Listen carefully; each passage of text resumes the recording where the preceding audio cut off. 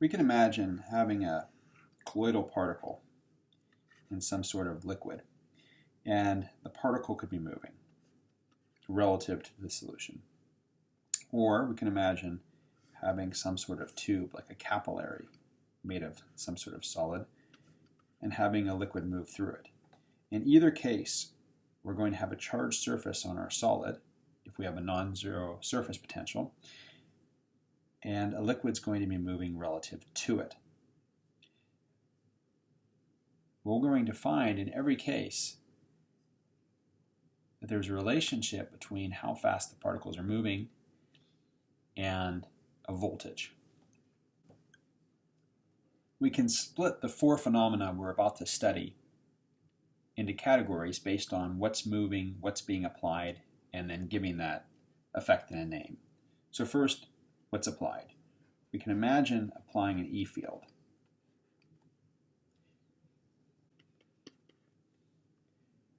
And having that E field move a colloidal particle.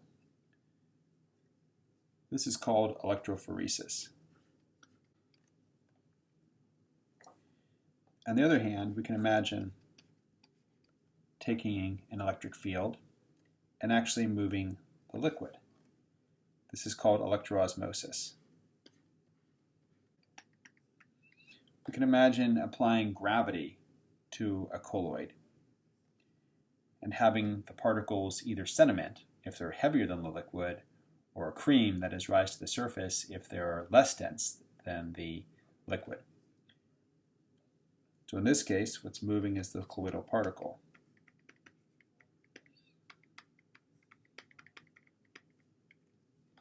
The effect is called sedimentation potential. We can imagine forcing liquid to go through a capillary with pressure. So what's moving is the liquid again. And we find that we can generate a potential called streaming potential. So notice in the first two effects, electrophoresis and electroosmosis, we're causing something to move by applying a potential difference across a length, in other words, using an electric field. So an applied electric field generates movement. In the other two effects, we're using something else to cause the movement, whether it be gravity and the density difference, or just pressure across through a tube, a pressure difference across a tube, to cause things to move, and that's going to generate a potential difference. All of these things are called electrokinetic phenomena. We're going to discuss these in detail over the next few screencasts. Viscosity is just the resistance to flow in a liquid. And just to give a flavor of different viscosities, if we were to look at 25 degrees C and 1 bar, let's just compare a couple of liquids. So the SI unit for viscosity is the Pascal second. We're going to use millipascals because for most substances the viscosity is much lower than a Pascal second. So here's some different materials. We've got water, we've got ethylene glycol, and then glycerol. And we can see as we get to liquids that you just think of intuitively as being more thick, the viscosity goes up. So it's much more difficult to drag something through glycerol than, say, water. If we're trying to move a spherical particle through a viscous liquid, we find that the force of drag is going to be proportional to the viscosity and also the speed at which we're dragging it through the liquid. So if we're moving to the right, we're going to have a drag force to the left. That's what the minus sign means. And this is for spherical particles of radius r. So this is only true if we have laminar flow.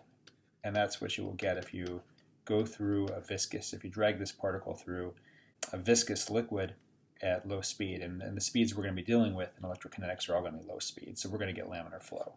In electrokinetics, we're going to be applying potentials across a distance, generating electrical fields, making things that are charged move and thus inducing a current. And so in all these things, it's useful to know the SI units. So the first, just to remind you, is an amp. And an amp is just the number of coulombs per second. One that you're probably less familiar with is a Siemens, and that is make sure you know that it's a capital S so you don't confuse it with seconds. And that's conductivity. And so Siemens is just going to be equal to the number of amps you get for a given voltage difference. So the more current you get for a given voltage, the higher your conductivity is. And there's a volt with symbol V. We use a different V just to keep it distinct from velocity. And that's going to be joules per coulomb. So in other words, if I take 1 coulomb of charge and I move it through a potential difference of 1 volt, that's going to be 1 joule of work. And finally, electric field. And electric field actually has 2 different types of units. You could say that it's a Newton per coulomb.